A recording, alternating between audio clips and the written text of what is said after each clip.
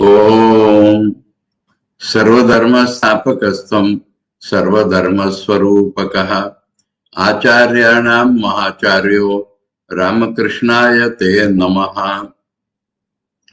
We are studying here Sri Ramakrishna the Great Master, second part, as the spiritual aspirant or struggler, and we are in the fifth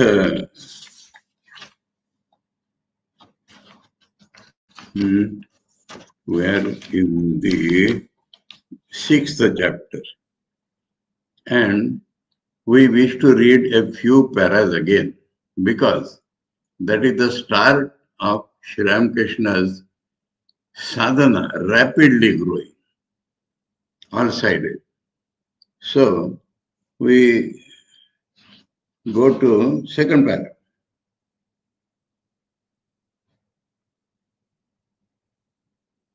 Why not first itself? First itself. We start from this chapter again. The master's behavior at this time. The master was very young when his father died. He was therefore brought up from his childhood under the affectionate care of his mother Chandra Devi and his eldest brother Ramkumar. Ramkumar was about 31 years older than the master. Therefore, he received a part of the master's devotion, which was due to a father. It is certain that the master was very much grieved at the sudden death of his brother, who was as affectionate to him as a father. The renunciation of the world on the part of Bhagavan Buddha, an incarnation of God, at the sight of illness, old age and death is well known.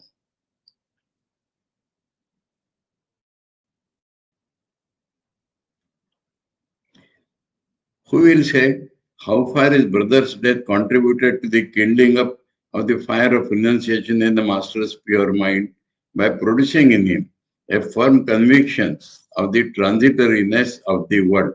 So, first point is this: for whatever reason, the sadhak observes the transitoriness of the world.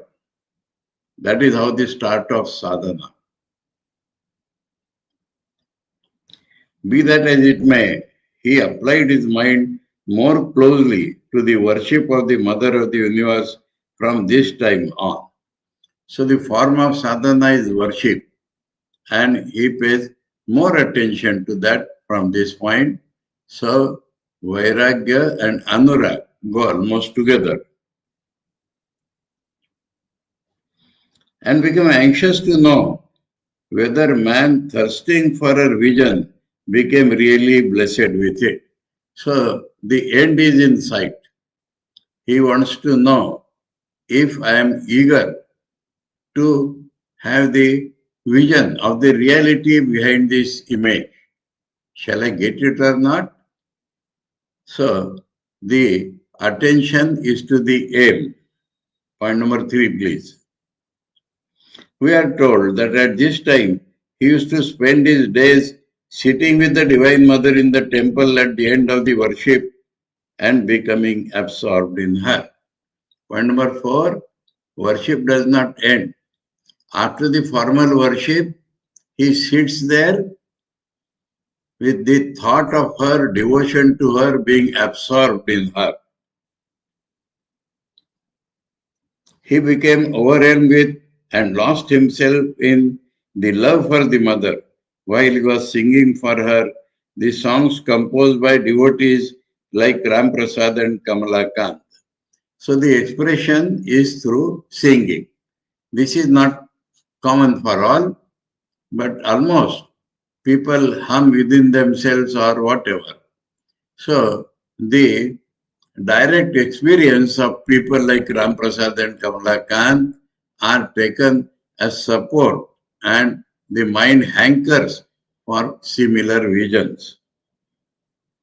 He was extremely reluctant to waste a single moment in vain talk now. Very important point, I am not counting now, that there should be no slackness in sadhana. Nothing other than sadhana should come to the mind, then only he is a sadhana. I love God and I love hundreds of things of the world is not a sadhana. So please note point after point. And when the door of the temple was closed at midday or at night, so no more possible to sit at the temple, he left all company. He did not mix with company for chit-chatting. Entered the jungle round the Panchavati. So go to seclusion in such a case. So very strong degree of the sadhana, eagerness for sadhana is being demonstrated because he is incarnation himself, he is God himself, and as an absolute model for all the sadhakas of the world. Entered the jungle round the Panchavati and spent his time in the thought and meditation of the Mother of the Universe. Chintan, Smaran, Dhyan. So, that is what he is doing other times than in the temple.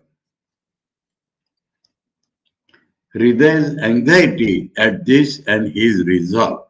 So, the person was there with him, Hridaya, and Hridaya was useful in maintaining the body, but he could never understand this, the contemplative nature of Master's mind. These actions of the Master were not agreeable to Hridaya, and for that sake, Sri Ramakrishna is not molding his life.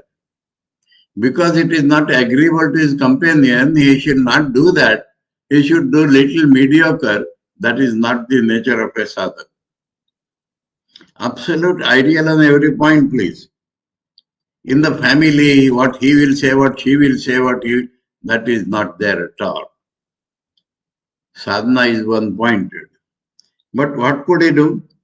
Hridaya, it was not unknown to him that from his childhood the Master accomplished whatever he wanted to accomplish in the pursuit of truth, and nobody could prevent him.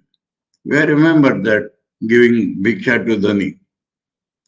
It was therefore of no avail to protest to him or hinder him, but Hridaya could not help hinting to him his anxiety when he saw that mood growing with alarming rapidity. So that is the intensity of the sadhana, growing rapidly every day. Hridaya became very anxious on knowing that instead of sleeping, he left his bed and went somewhere at night. So, Sri Ramakrishna later on, when his disciples were sleeping with him, 11 o'clock probably they used to go to sleep. And at midnight he used to wake them up and say, is night for sleeping? Meditate.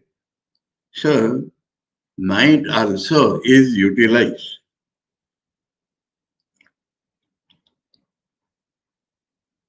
And went somewhere at night, for he would have to stand the hard labor of the divine service in the temple.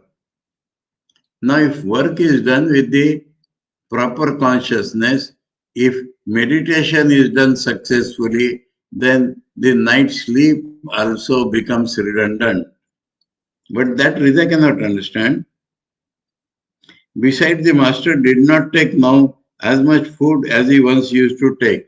That is not a deliberate thing, but the scriptures say because the need of the body becomes less and less, so food intake becomes less.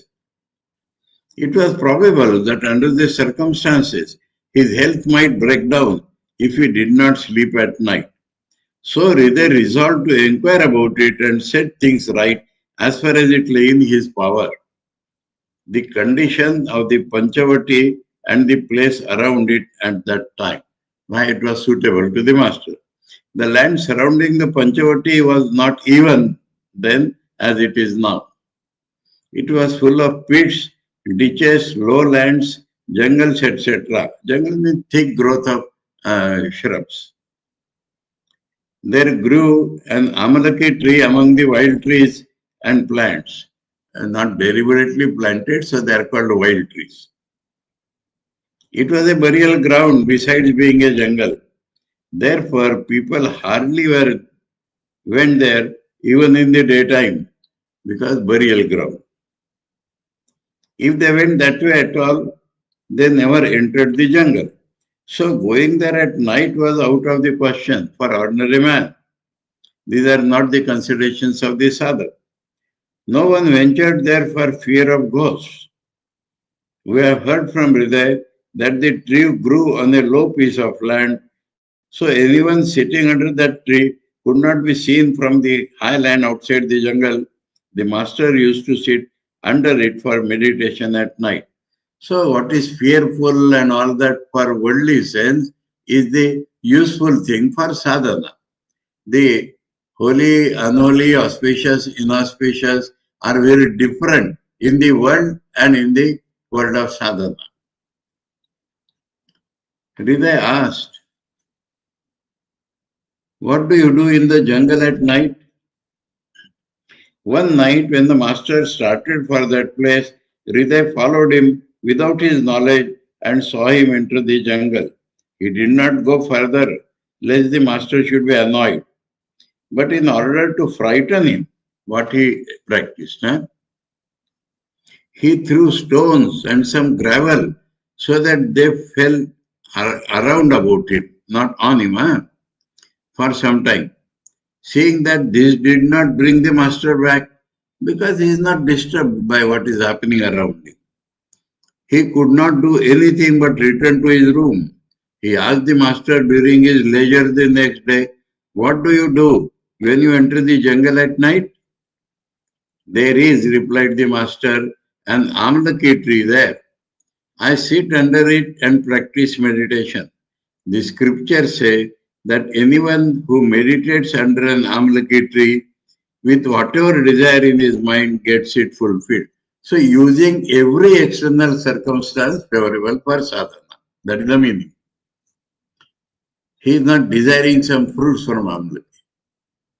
But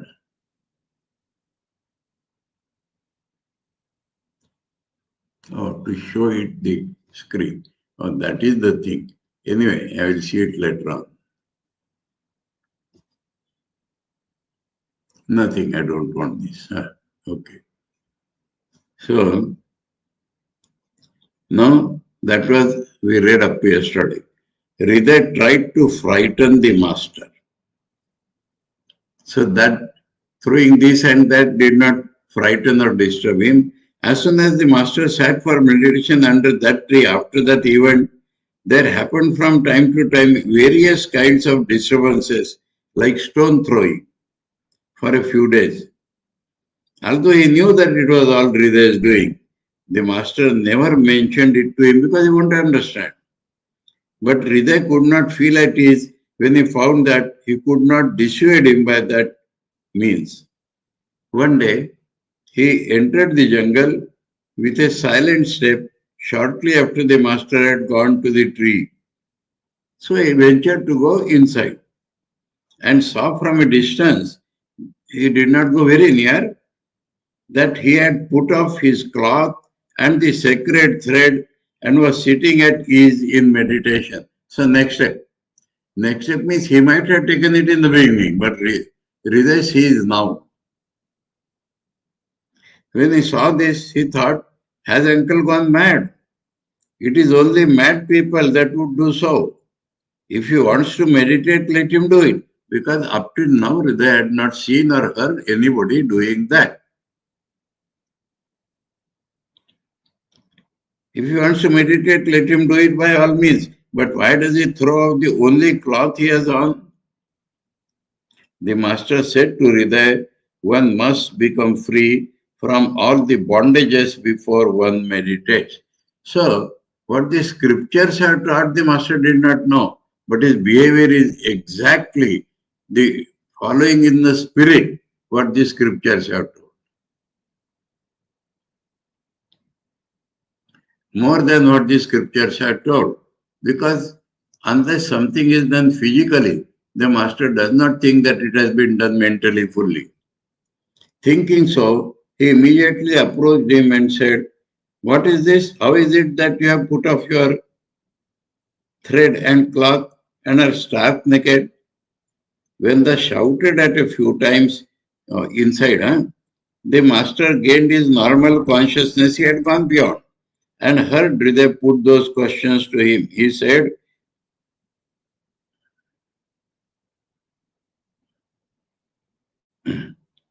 what do you know?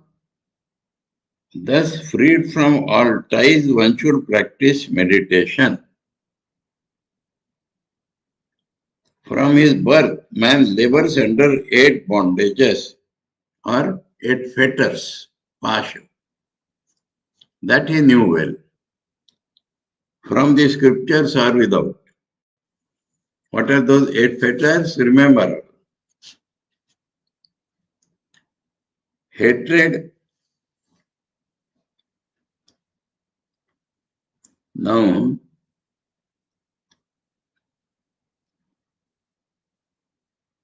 okay, because normally Lajja Gruna Bhai they say, but here in Bengali also Grina is first. Grina, Lajja, Bhai is not mentioned here, but in English it is there. Oh, in Bengali this is missed because you count Gruna, Lajja, Kul, Shil, 4, Bhai, Man, or Bhai is given. The order is a little shifted. Okay. So, I will read as I know. Lajja, Gruna, Bhai, Kul, Shil, Jati, Man, Abhiman. Jati, Kul, Shil, Man, Abhiman. Lajja, Gruna, Bhai, Jati, Kul, Shil, Man, Abhiman. Now let us try to understand. Lajja. Now, Lajja is modesty. But Lajja should not be carried in the field of spirituality for the full growth of spirituality. In the beginning, it may be there, but Lajja is an obstruction. I am feeling ashamed because I am doing something unusual for God. That is the cause of Lajja. I feel ashamed because I am doing something unusual for the sake of God. So Lajja comes. That has to be given up. Grina. Now, the sense of good and bad, dirty and clean has to be transcended because the reality is beyond all. Bhai, the main bhai is bhai of death, bhai of loss, bhai of reputation, but unless one overcrosses this, one cannot progress spiritually. See the master's mind working at that time, the most ideal sadhak. Jati, I am born in such and such caste. Kula, further than the caste, my family is high. Jati, Kula, Sheel. Sheel is the normal good character in the world. But normal good character in the world becomes an obstruction when you are trying to go beyond. These are very important points, and it comes in the life of an advanced sadhak. But as Saradananda Swamiji has already pointed out, being God, all these are coming in Thakur from the beginning. It has to come to the sadhak's life at some point or the other at least. So the normal character man outgrows. Man is self-respect. Abhiman is a different thing. Abhiman means identification with this body and mind. I am this, I am this. That is Abhiman. And man is self-respect. So the sadhak should never have these. I remember a funny incident about this self-respect. In our Vrindavan ashram a few years back, there were 3 days program, and each shift somebody was asked to preside. Now, among the Vedanti sadhus there was a Mandaleshwar. So he was presiding that day. Another Mandaleshwar came, and for him, we were giving, the man organizing was giving a front row seat. But he did not want that because I am equal to him. So I must sit on the same height on which he is sitting. When this struggle was going on, fight like, the head of the center came and said, put one more chair on the dais. What is that? Let him sit. So this is what happens.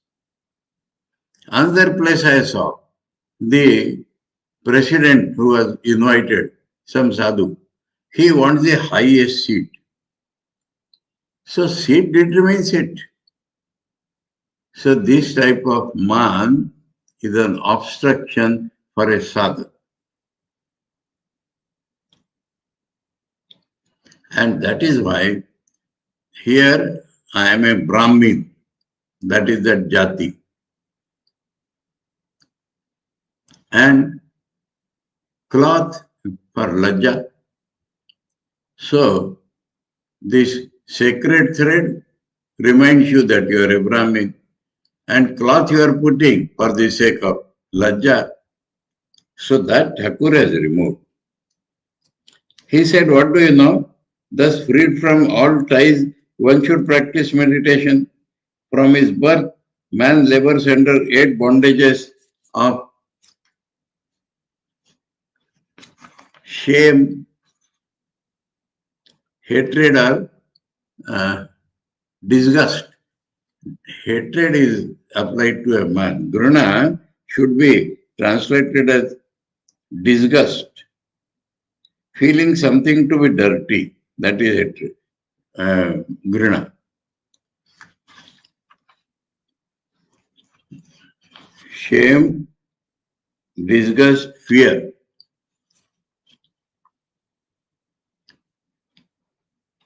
Oh, that has come as aversion. Gruna has come as aversion. Then what is hatred doing here? Okay. Then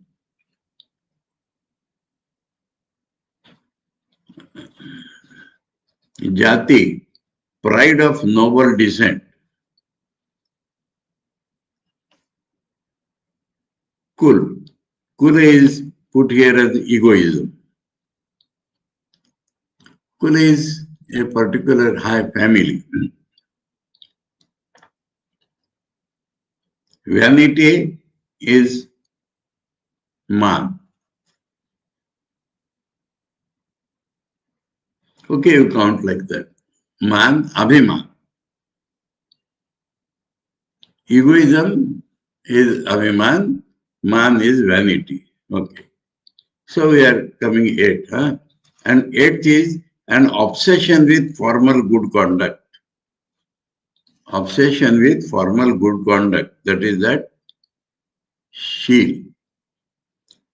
The sacred thread also is a bondage, for it is a sign of the egoism, I am a Brahmin and superior to all.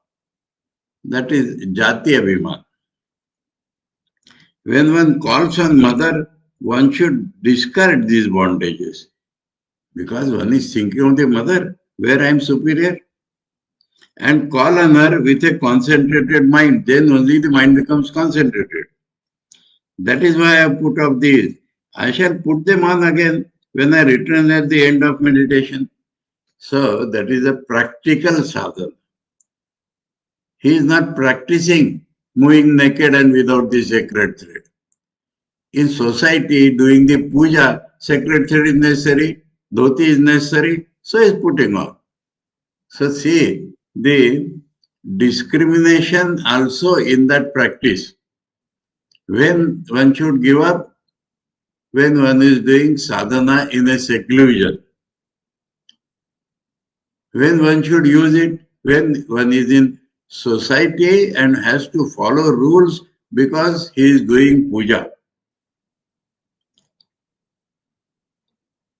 I shall put them on again when I return at the end of meditation. Hridaya was aghast to hear these words, which he had never heard before, and unable to say anything in reply, left that place. So he was stunned. He had never heard such thing before. So he could not say anything. A little while previously, he had thought that he would convince his uncle of his mistake in various ways and scold him. But what he actually did was nothing of the kind. Stunned because of that explanation. The master now, some other practices which the master has done as being described. The master practiced with both his body and mind. One, how to destroy egoism due to birth. Two, how to regard alike a clod of earth, a precious stone, and gold.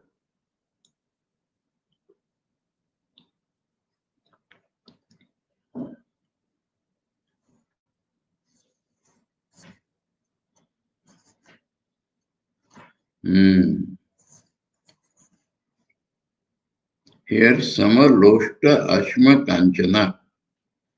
Ashma is a stone, whether precious or not.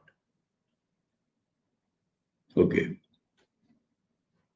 And how to have the knowledge that Shiva is in all Jiva. So the nature of reality is Sarvatita Sarvagata, transcendent, immanent, transcendent, all pervading. So he is present in all. So we should have equal respect for the inside of every being. These things he wants to practice mentally as well as physically. See how he has done. It is good to state one fact here in connection with the event mentioned above, because we have seen Laja Grunava, etc., physically being practiced, but now let us see. For if that is known, we shall be able to understand many of the events that followed in the Master's life. The Master could not, we saw, rest assured that by discarding the 8 bondages only mentally, he could be freed from them. That is his speciality. That is a lesson to all sadhakas. He renounced them physically also as far as possible. Physically, to some extent at least. We see him behaving similarly with regard to all other matters in later life. Later life is telling, take for example the following facts.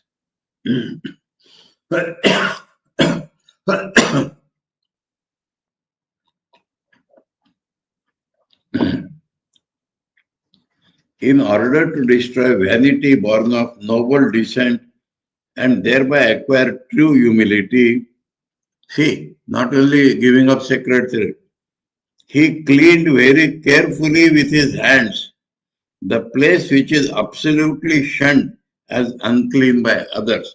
Let us see what Bengali giver.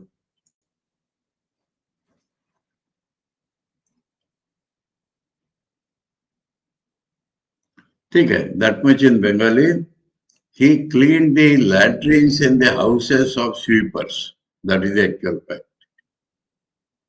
And not only that, he used his hair to wipe it out after washing. If the human mind could not regard alike a clod of earth, a stone, in translation stone is there, and in the heading it is precious stone.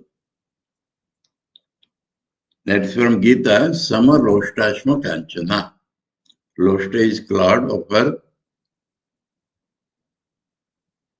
Ashma is stone, Kanchana is gold.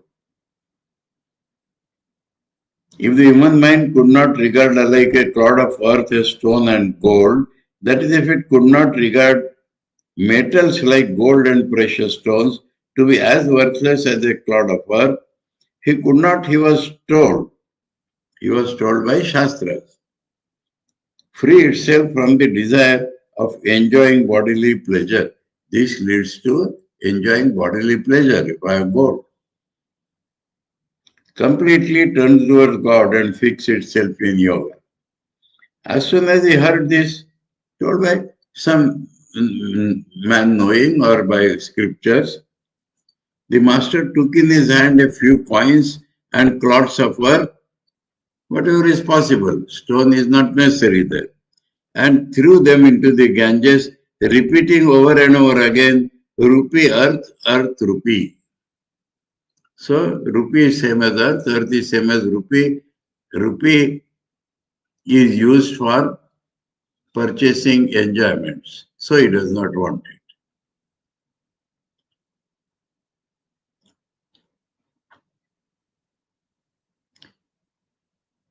People will say, is rupee not necessary?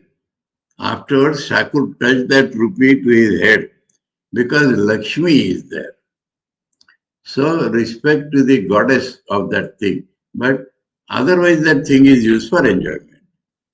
In order to make firm his knowledge that Shiva is in all jivas, he ate and put on his head as prasad a little of the leavings from the leaf plates of the poor people after they had been fed at the Kali temple. So, poor people fed at the Kali temple, then from that leaf he eats and put on his head as prasad, that food. Afterwards, he carried those leaves on his head to the bank of the Ganga, took a broom and swept and washed the place clean with his own hands. He felt happy to think that a little of the service of God had been performed with the help of that mortal body of his. Now, this has become a common thing in the Ramakrishna mission called Narayan Seva, and people, devotees, they do take this living as taught by shown by the master. Now, a discussion on this point.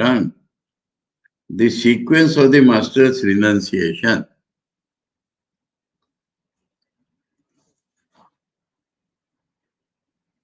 A renunciation is sometimes vairagya, dispassion. Here it is meant tyaga, giving up.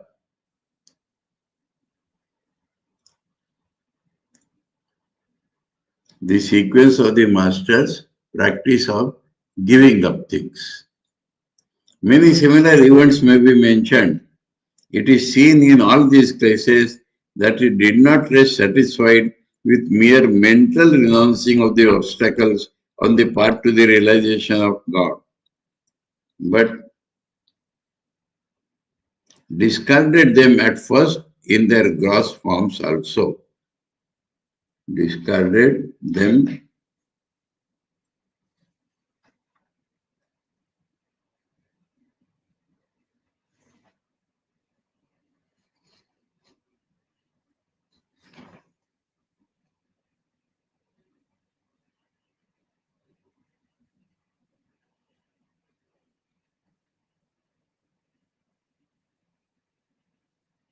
अच्छा प्रथमे त्याग करूया.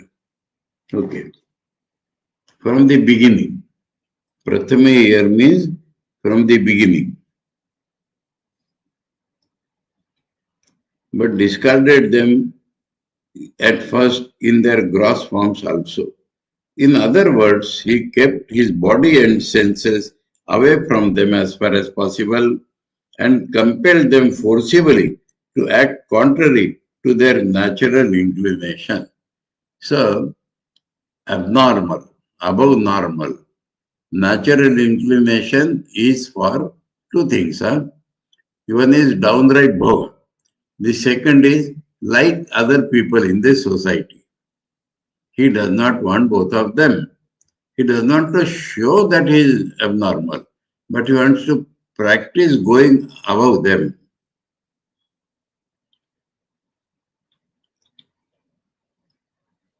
It is seen that acting thus, his mind had all its past impressions destroyed completely.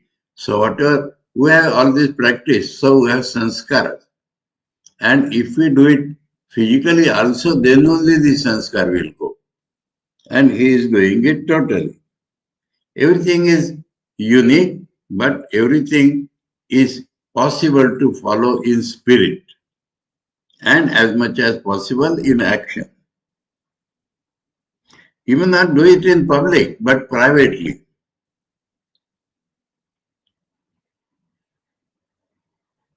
It is seen that acting thus, his mind had all its past impressions destroyed completely, and it grasped the new contrary ones so firmly that it could not act against them. New sanskaras are added by these, and the new sanskaras have become so firm that even if the thought comes of going against it, you won't do. That is the formation of spiritual character. An objection that this method of sadhana is a fancied one and its refutation. That is because in Thakur's lifetime or in those days somebody had criticized, because we cannot do it, so we criticize straight away. And so Saradananda Swamiji is replying, for our benefit, we should not fall in the trap of criticizing them. Some readers, unbiased readers, when they first read this, they also felt, what's strange, what is the need? And when they persisted in reading this very great master, then they understood how full 100% was the concentration in sadhana. Wholly averse to giving a past impression, that is what we are. We think that there was no need of such actions. So why the objection comes? Because we are averse to giving a past impression. We think that there was no need of such actions on the part of the master. In the course of discussing such actions of his, some have said that this method gone to the length of no, some words have come up and down.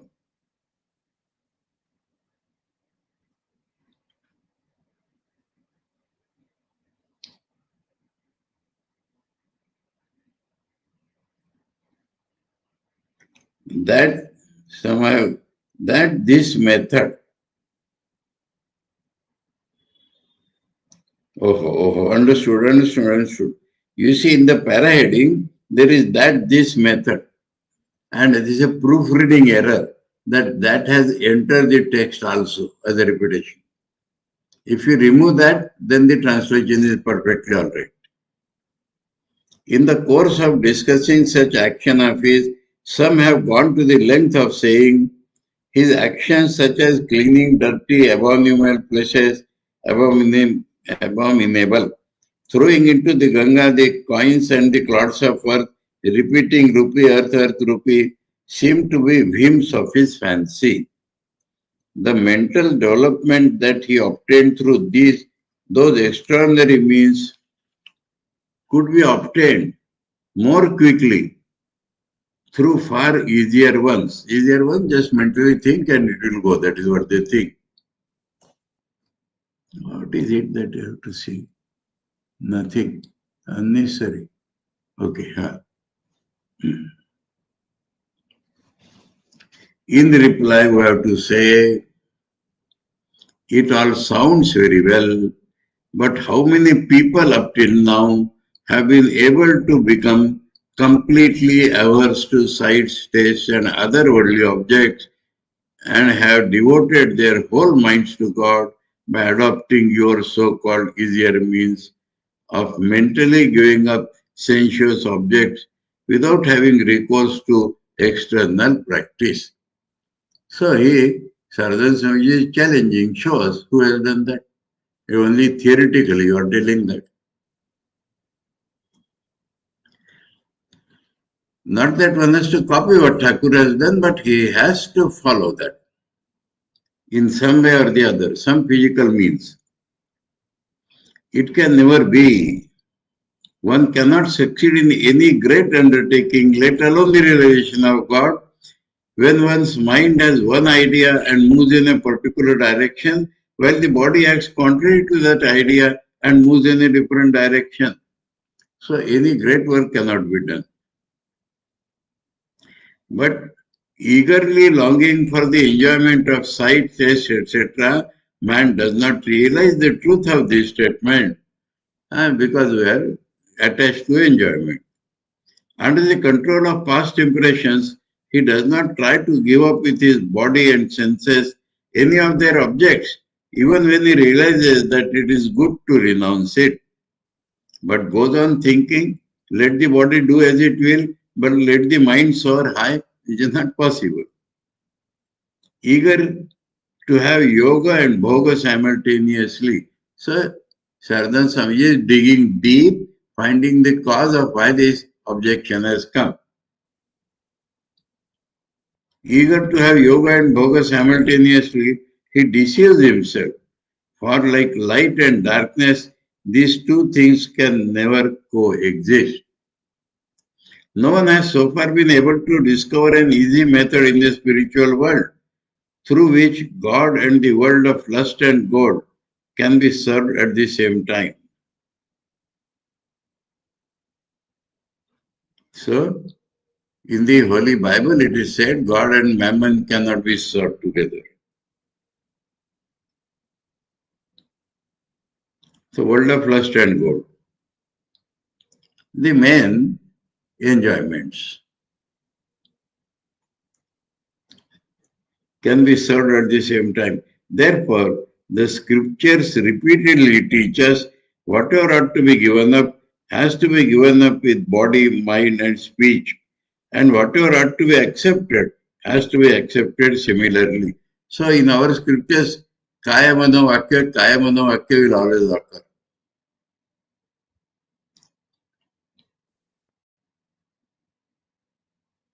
Then and then only will the aspirant be fit to realize God. That is why the sages say man can never have the realization of the self with the help of knowledge, unaided by practice and without putting on emblems. That is Taittiriya Upanishad, Mundaka Upanishad. Tapasa Vapi Alinga. Here, sannyasa, the formal things associated with sannyasa, like Gerua cloth, kopin, etc., are what is mentioned there. And Thakur practiced in all sadhana. When he did Islam Dharma sadhana, he put on the cap in that fashion, skull cap, and the dhoti without kacha, like that. When he practiced Tantra sadhana, he put on red cloth. So, everywhere he practiced tapasa with linga. That is called linga, the sign of tapasya, which give rise to spiritual attitudes. Then only the spiritual attitude will come, that sign. It is that emblem which give rise to spiritual attitude. That means, for example, this Gerua cloth. What it represents? Man, when he dies, the corpse is put on fire. And that flame of the chitta, when the body is being burned, that is the color of sannyasi. So he remembers all the time that the body is nashwa. That is the purpose of putting up gerua. These days we are putting chemical cloth. Anyway, that is also called Bhagavad, which give rise to spiritual attitudes. It is also reasonable to believe that the human mind reaches the subtle state from the gross and the causal from the subtle, so gross, subtle, causal. There is no other part to the realization of the Supreme God. That is from the Shata Upanishad. So, here, the last one,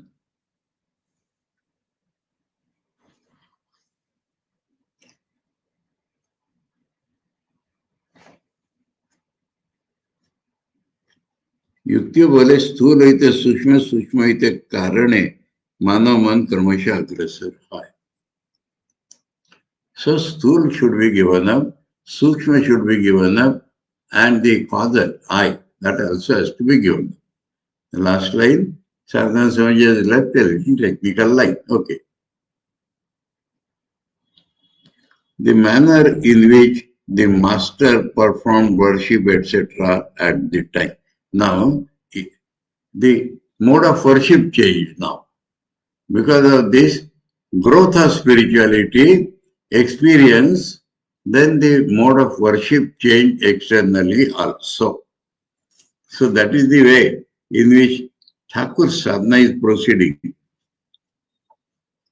We have said before that the master applied his mind more closely to the worship of the Divine Mother after the death of his eldest brother. With faith in his heart, he was now eagerly doing whatever he knew to be favorable to the attainment of her vision. So his pure mind was telling him, now do like this, now do like this. And the same thing we'll find in scripture, though he did not follow the scriptures at that point. We were told by the master himself that he regarded as an auxiliary to his daily worship the singing for the goddess of the song. So I have seen that already. Composed by perfected devotees like Ramprasad. That is another point. The experience is projected in those songs. So ordinary poets, this and that is not useful. The songs composed by the Siddhas or Sadhakas, men of experience. Only, now for example, Guru Granth.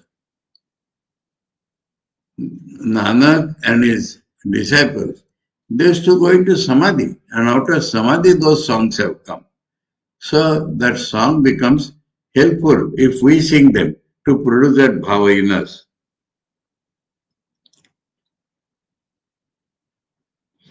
His mind was filled with zeal when he sang those songs with his heart full of profound spiritual feeling.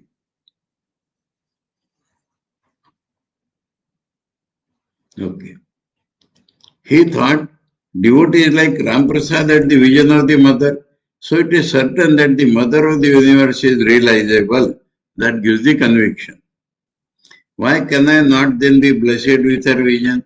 So every time we say we cannot, we cannot, we cannot, that is wrong. If a man has done, other man also can, because he is also a man, if he follows properly.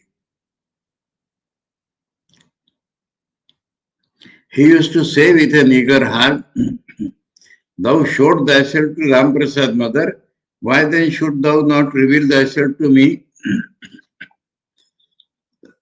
Now what is required for that? Any person cannot say like that. Huh? I don't want wealth, friends, relatives, enjoyment of pleasure and the like. Then only this will come. Do show thyself to me. I don't want wealth, friends, relatives, enjoyment of pleasure and the like. Do show thyself to me. He would pray and cry this way. So intensely feeling. And the heaviness of his heart lessened a little when we weep or cry. Then the heaviness goes to some extent. Urged by a fond hope, he would be somewhat reassured like a child and become ready to please the goddess by singing for her again. So in the beginning of Sadhak Bhava, we are told this hope and despair alternating. So little weeping, again singing. He thus went on spending his days in worship, meditation, and singing of devotional songs. We have seen meditation in the night. His love and longing for her increased daily. Thus the wonderful worshippers, so this is wonderful. Thus the wonderful worshippers scheduled period of time for performing the worship and service of the goddess went on increasing day by day. Generally all pujas are done in a fixed time. He sat for worship and placing a flower on his head according to scriptural injunction, perhaps remained motionless like the trunk of a tree meditating for 2 long hours. Symbolically, God is in my heart. I bring it to my head and then bring it out and put it in the image of worship and then worship. So the flower is put on the head. Just put on the head, removed. Thakur has put on the head and he has feeling that God is in me. And so meditation 2 hours. After offering cooked food and other things to the mother, He perhaps spent a long time thinking that she was taking them. We spent exactly 20 minutes. But he is taking them at her leisure. Again, perhaps he spent a long time every morning in decorating the goddess with garlands made of flowers plucked with his own hand. Though Veshkari may be there, but decorating the mother with garlands, flower plucking by his own hand, making garlands and decorating. Or he remained engaged for a very long time in performing the evening arati. Here, everywhere, it is a fixed, with a heart filled with loving devotion. Again, singing for the Mother of the Universe in the afternoon or at the end of the arati, he sometimes became so much absorbed in and overwhelmed with spiritual feelings that he could be made to perform the arati or the evening service of food offering, etc., only when he had been reminded again and again that it was getting late for those services. Because before puja, if you start singing, before arati, then that continues. Then people have to tell him, now do arati, do arati. The worship continued thus for a time. What Mathur and others thought of the master's worship and other actions at this time. So, observers of different types. It is clear that the attention of the people of the temple was drawn toward the master when they saw such devotion, eagerness, and spiritual steadfastness on his part. People at first deride and ridicule a person who is seen to give up the path generally followed by them and conducts himself or does something in a novel way. But with the passage of time, and as the person goes firmly forward on his path, their attitude changes and reverence takes its place. The master's case was no exception to this rule. Scarcely had he performed the worship this way for some time when he became the object of many people's derision. Sometimes later, some people began to revere him, if they are receptive enough. It is said that Mathur saw the master's worship, etc., at this time and said, with delight to Rani Rasmani, we have got an extraordinary worshipper. The goddess will be awakened very soon. Goddess will actually start receiving that is the meaning of awakened. The master never deviated from his own course on account of the opinions of the people. Like a river flowing to the sea, his mind was from now on progressing incessantly toward the holy feet of the Divine Mother of the universe.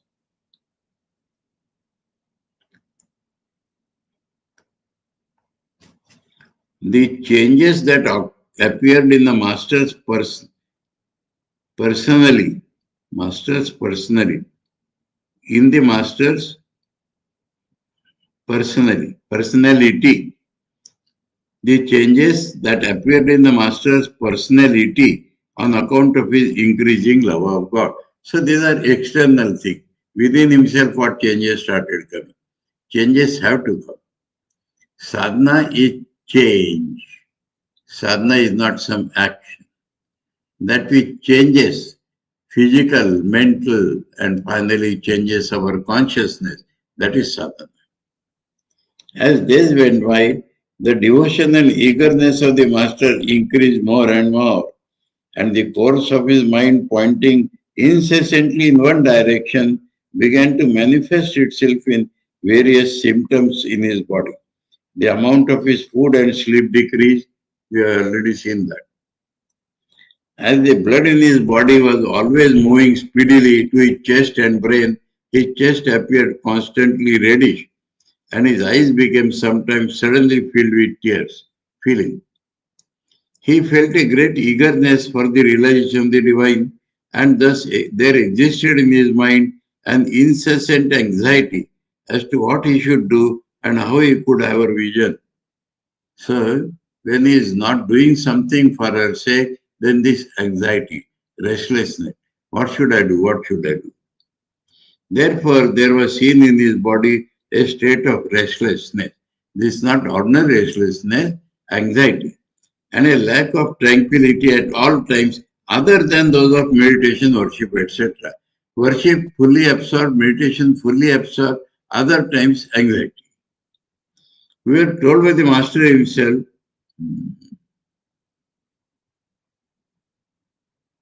so now the final vision comes. I shall read out. The description of the Master's attainment of the first vision of the Universal Mother, the Master's yearning at that time. We were told by the Master himself, let us read it tomorrow. This is last paraviki as the culmination of all this thing. Let us see the heading was spiritual eagerness and first vision. So that vision, let us keep for tomorrow. Om Sarvadharma Stapakastam Sarvadharma Swarupakah Acharyanam Mahacharyo Ramakrishnaya Te Namaha. Om Shanti Shanti Shanti Hari Om Tat Sat Sri Ramakrishna Arpanamastu.